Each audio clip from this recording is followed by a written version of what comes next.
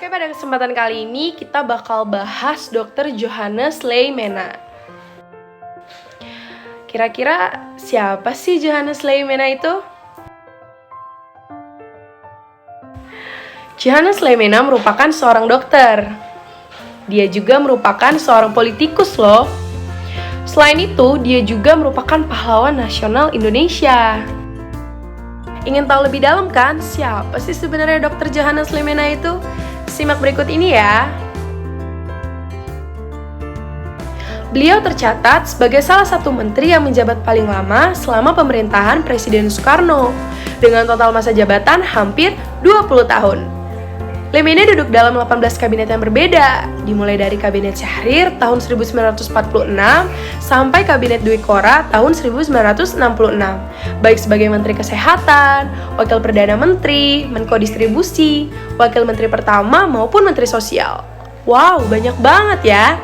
Di luar itu juga, ia juga menjabat sebagai anggota Dewan Perwakilan Rakyat dan Konstituante dan mengetuai Partai Kristen Indonesia atau Parkindo antara tahun 1950 hingga 1961. Leymena berasal dari Ambon, Maluku, dari sebuah keluarga Kristen dengan orang tua yang berprofesi sebagai guru. Pada usia dini, ia pindah ke Cimahi tahun 1914 dan tidak lama kemudian pindah ke Batavia untuk melanjutkan sekolahnya. Ia turut serta dalam pergerakan kebangkitan nasional sebagai anggota Jong Ambon dan sebagai panitia Kongres Pemuda pertama dan kedua. Dalam perihal keagamaan, Leymena juga aktif dalam gerakan Okumene. Selulusnya dari Stovia tahun 1930, ia bekerja di berbagai rumah sakit, mulai dari Batavia sebelum pindah ke Bandung. Selama pendudukan Jepang, ia menjabat sebagai direktur rumah sakit di Purwakarta dan Tangerang. Apa saja sih motivasi teologis atau nilai-nilai Kristen yang mendorong atau mempengaruhi tindakan sang tokoh? Leymena dalam tulisannya, Keluarga Negara yang Bertanggung Jawab, memaparkan pemikirannya tentang bagaimana sikap gereja dan umat Kristen di tengah masyarakat Indonesia yang bergolak ini. Pemikiran tersebut sepertinya masih sangat relevan di masa sekarang dan masa yang akan datang. Leymena berpendapat bahwa kita yang adalah sebagian kecil dari masyarakat dapat mempengaruhi kehidupan seluruh masyarakat dan bangsa, bahkan bisa memimpinnya. Syaratnya yang utama adalah keyakinan yang teguh dan persatuan yang kokoh. Ini adalah bagian refleksi dari kecintaan, kesetiaan, dan ketaatan kepada Tuhan.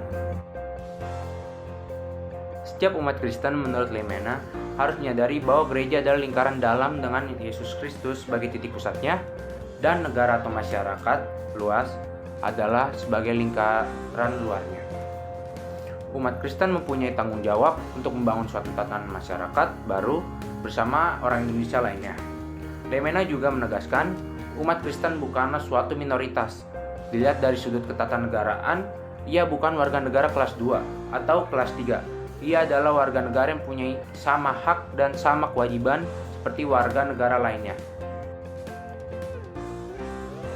Seperti pada suatu hari beberapa pemuda Kristen hendak bertemu dengan Leymena di rumahnya. Mereka berpikir pasti akan diajak makan besar. Tebakan itu tidak meleset, mereka diajak ke ruang makan. Namun, yang mereka temui di meja makan adalah singkong rebus, makanan sehari-harian mereka. Kemudian kelembutannya, seperti dari tutur katanya yang sangat lembut dan membujuk dan memiliki watak yang sabar yang menjadikannya sebagai negosiator alamiah. Kemudian kejujurannya. Dia dikenal luas karena kejujurannya, sehingga orang-orang percaya dia tidak akan pernah berbohong. Presiden Soekarno pun menyebut Leymena sebagai orang yang paling jujur yang pernah ia temui, dan disebut sebagai Mich Domin, atau artinya pendetaku. Setelah itu, apa saja sih dampak konkret atau kontribusi nyata dari Johannes Leymena bagi kehidupan berbangsa dan bernegara di Indonesia? Di Universitas Patimura terdapat Institut Leymena milik Persekutuan Gereja-Gereja di Indonesia, diresmikan pada tahun 2004 dan sebelumnya dikenal sebagai Akademi Leymena sejak tahun 1984. Perhatian Dr. Leymena terhadap pergerakan nasional kebangsaan Indonesia berkembang sejak pertengahan 1920-an. Kedekatannya dengan Presiden Soekarno bermula di rumah sakit tempatnya ia bekerja. Waktu itu kesehatan Presiden Soekarno kurang baik setelah berkunjung ke Akademi Militer di Tangerang. Leimena bersekolah di Mulo, Jakarta dan lulus pada tahun 1922. Saat di Mulo, itulah Leimena aktif dalam organisasi kepemudaan. Dia aktif dalam pergaulan pemuda Kristen Indonesia dan menjadi ketuanya. Selanjutnya, minat Leimena dalam pemikiran kepemudaan itu terus berlanjut hingga ketika dia berkuliah di Sofia. Kali ini, Leimena menjadi ketua umum pergerakan mahasiswa Kristen. Setelah itu, Leimena juga aktif dalam organisasi Jong Ambon yang nantinya menjadi salah satu peserta Kongres Pemuda Indonesia pada tanggal 28 Oktober tahun 1928.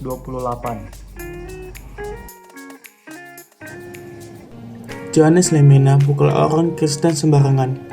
Dia adalah satu-satunya menteri Indonesia yang menjabat dalam berbagai posisi kementerian selama 21 tahun berturut-turut dalam 18 kabinet kementerian di negara kita tanpa absen.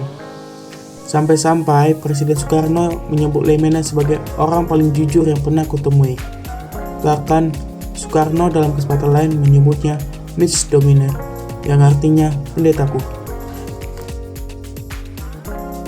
Nah teman-teman, kira-kira seperti itulah penjelasan kami tentang Dr. Johannes Leimena itu ya.